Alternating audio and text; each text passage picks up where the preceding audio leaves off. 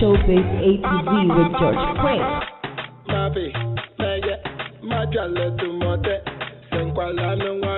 Good news, and you say what make her open, me say what.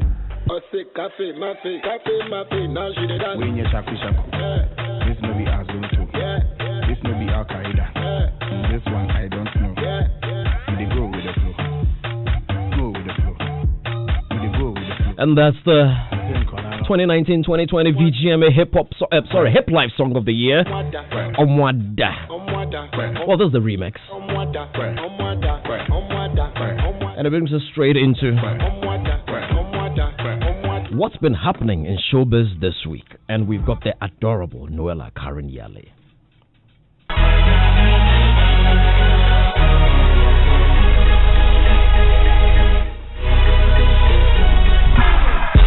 Hello. How you George. doing? I'm good. I'm chilled. Yeah, I can see that. Always Yeah. taking it to the next level. Oh, which next level? This one is like normal. While we're here, let me also welcome Uncle Kennedy to the studios. Yeah. Uncle Ken. Yes, George. Yes. Charlie, your punctuality is top notch. Charlie. Did you attend Fans from school? No. Okay. You should have. I just like to be punctual because I have a show on Joy FM that I cannot be late for. Right. So it has become a habit over all these years to be punctual for certain things because I can't start any of my shows, Jazz on Joy, at 9:10 when it's supposed to start at 9. Exactly. I can't start Ken's Music Mix at 9 o'clock when it's supposed to start at 8. So I make sure. Only problem is your son. You have to teach him the punctuality. Who? Sadiq. I told you that is another case altogether. Yeah. So it's good to be here. How are you? I'm great. I'm great. Just before Noella comes in, I just got back from Akropong. Okay. I had to go for the 1 week celebration of a cousin of mine who happens to be much older than me, but is my cousin. Okay. She was 96 years old. Wow. And she was the sister of Professor Adum Kwapong. Wow. The former vice chancellor of you youngsters don't know Professor Adum Kwapong. Yeah, those youngsters don't know him. You too. Who was vice chancellor of the University of Ghana? Yes. Okay. Madam Gladys Edumia Kwapong. Exactly. That's what I was. Please, Didn't you hear me mention that? It was raining cats and dogs. Yeah. Same in Accra. But it's good to be back. I had to make it for the show. And Thank you so many very people much. I saw there who listened to the show. Oh, wow. Oh, nice. We're grateful. Shouts to all of them. Shouts to all of them. Mm-hmm. Noella, what's in showbiz this week? Right, let's begin with marketing consultant and business strategist Jesse Ichapon. He was in the Joy Studios last Saturday, and I must say that, George, I totally enjoyed that insightful conversation you had with him and your panelists, Uncle Ken involved. I mean, so kudos to all of you. But he is pushing against the establishment of a creative art ministry, and he argues that a creative art ministry without, quote, proper structural layers is bound to fail. Now, his comments comes on the back of the many calls by some, creative art industry persons who argue that the only way to give the arts its deserving prominence and attention is to have a ministry solely, dedicated to its affairs. Thankfully, the National Democratic Congress, the NDC, also in their 2020 manifesto, promised to establish a ministry responsible for the creative arts and digital economy. Should they be given a nod come, December 7? However, Jesse does not buy that idea, and here's why. The ministry is called the Ministry of Tourism, Arts and Culture at the moment. Now, let it be the Ministry of Creative Arts, Tourism and Culture. Okay. I'm just swapping it for sentimental sake. Change the focus of the ministry. Let 60% of their energies be focused on the creative arts. 2, find a minister who predominantly understands the future, because creative arts is the future. Exactly. Tourism is the path that we are carrying forward. Culture is reminding the world of what we used to be and what we are. The future is creative art. So it is sad. I mean, I understand, said Sadiq, but it is sad to assume that the full ministry's job is to remember the past And for me, it doesn't make sense. 2 more minutes. So if you feel like just to satisfy and find a compromise, George, just to ensure that the NDC is fine, NPP is fine, change the focus of the ministry. Let it be the Ministry of Creative Arts, Culture and Tourism, whatever you want to do to it. Number 3, George, make sure that there are policies in place that facilitate the industry, the current ministry. And number 4, all this list you have here, which is Pan-African writers, National Folklore, W.E. Du Bois, Kwame Nkrumah Park, National, all these lists you have here, George, give me a big item that focuses on creative arts. So that when you have the ministry's focus on creative arts, you have ministers, then deputy ministers who are focused on the 2. Solid guys who, again, for me, are progressive. I don't want to say young, so I'm beaten.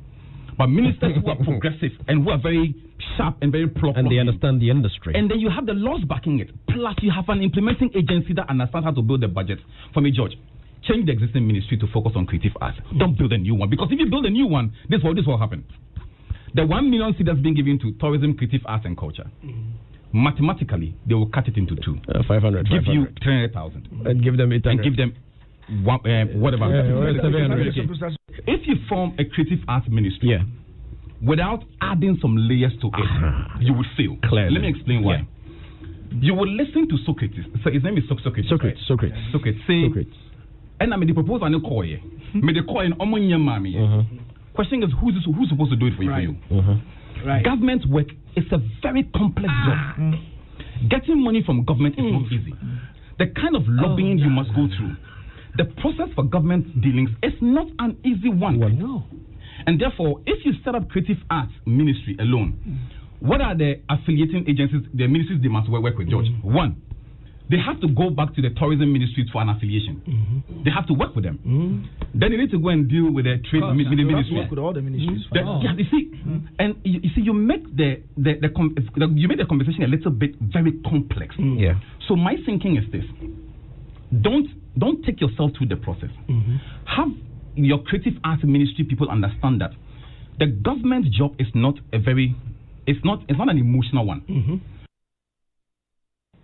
And you had Jesse Japan pushing against the establishment of a creative art ministry. He argues that it can't stand alone. It has to be affiliated with some other ministry. And he also suggested ways he would rather the governments do than establish an industry a ministry for creative art.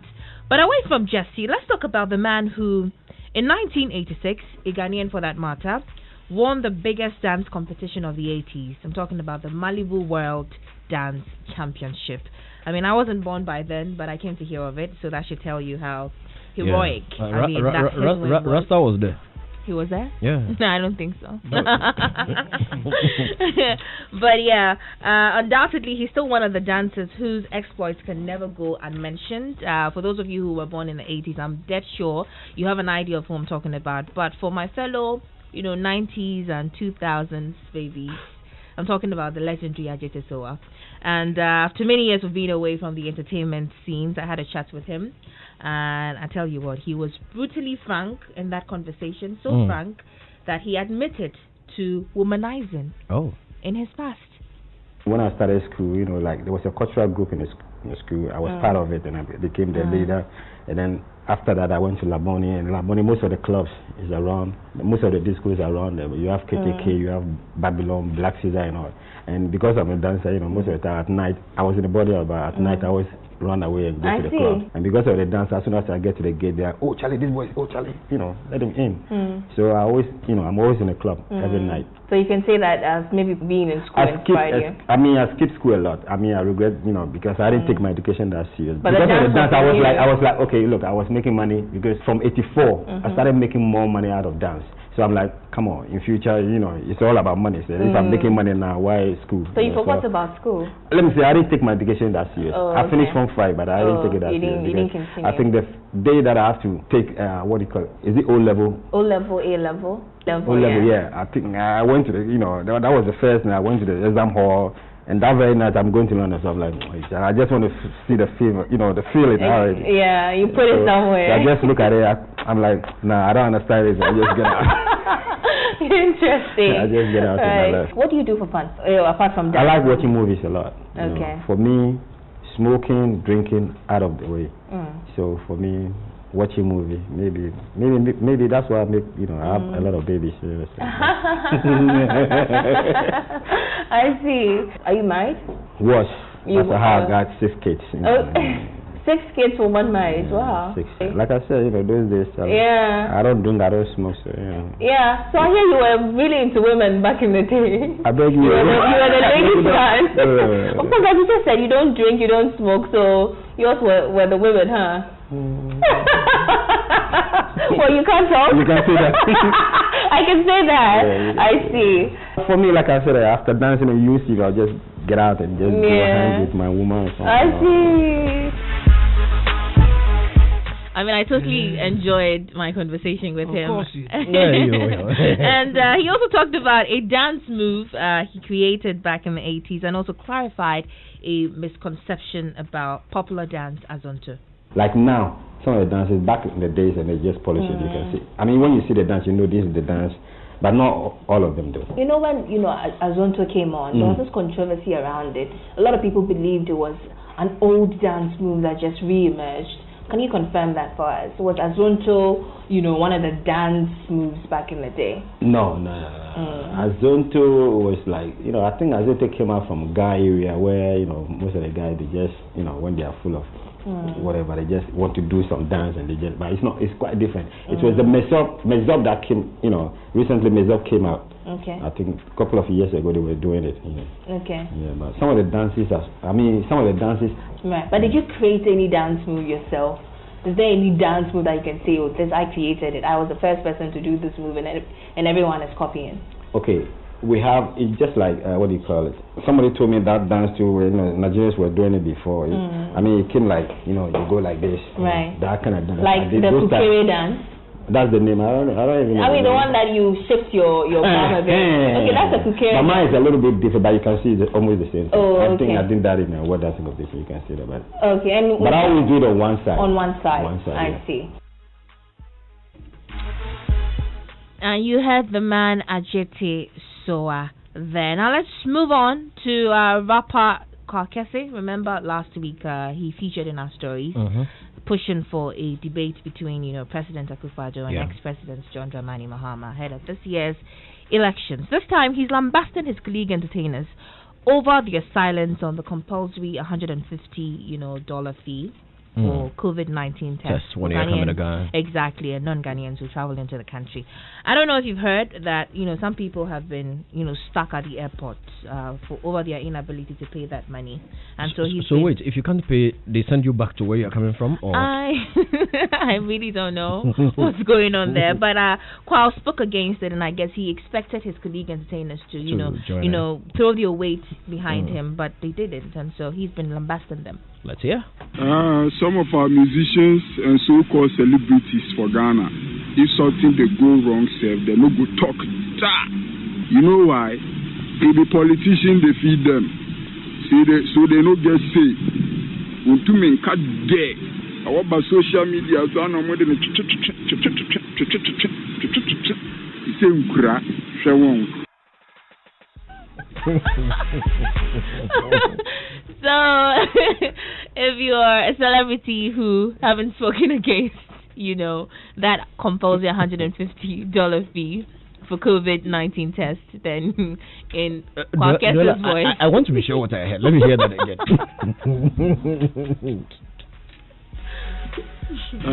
Some of our musicians and so-called celebrities for Ghana, if something they go wrong, they no go talk. You know why?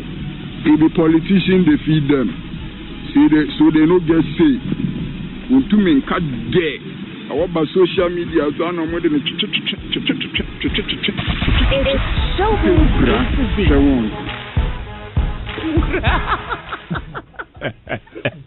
Yo, Karkese, Charlie. Anyway, local stories done and dusted. Time for you know what. I can see clear.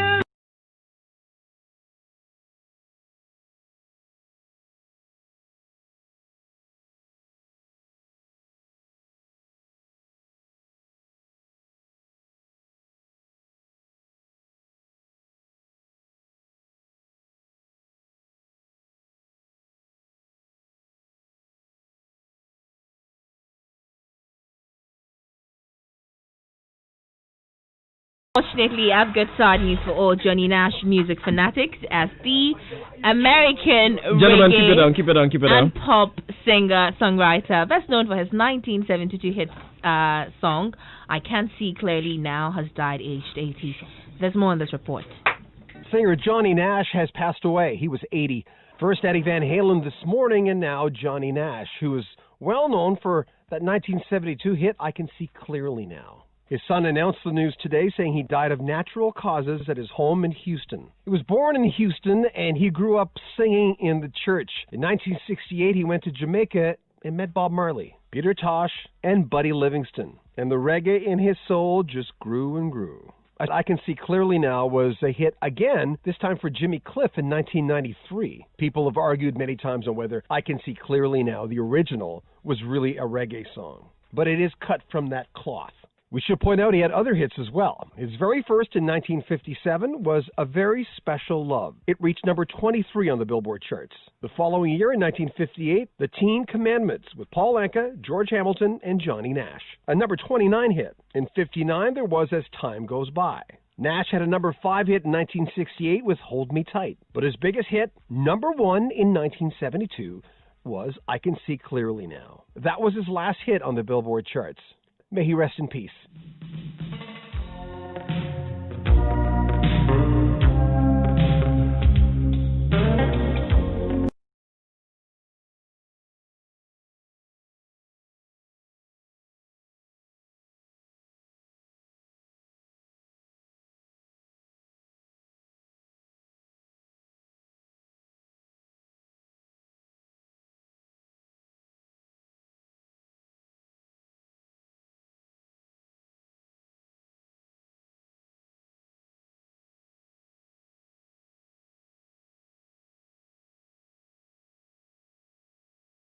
Rock me, babe. No. Yeah? He had to do that. Yeah, he had to. Which one? What you did. Rock me, babe. Anyway, and Uncle Ken, Yes. I know you're a big fan of Johnny Nash. Yeah. That was Johnny Nash. Yeah. And I paid a tribute to Johnny Nash on Thursday on the Vintage Music Show. Oh, great. For a whole Great. Oh, great. Great. Tunes. And the folks who know Johnny Nash out there really enjoyed it. Yeah, they will. I mean, his music was the sort of music all the bands were playing back in the day, alongside Jimmy Cliff, Yeah. you know, and those reggae giants. He's done his bit, you know, may he rest in peace. As I always say, if you do good music, you leave behind a legacy that never dies. Exactly. Because people will keep playing your music forever. And that's what's happening too. May his soul rest in peace.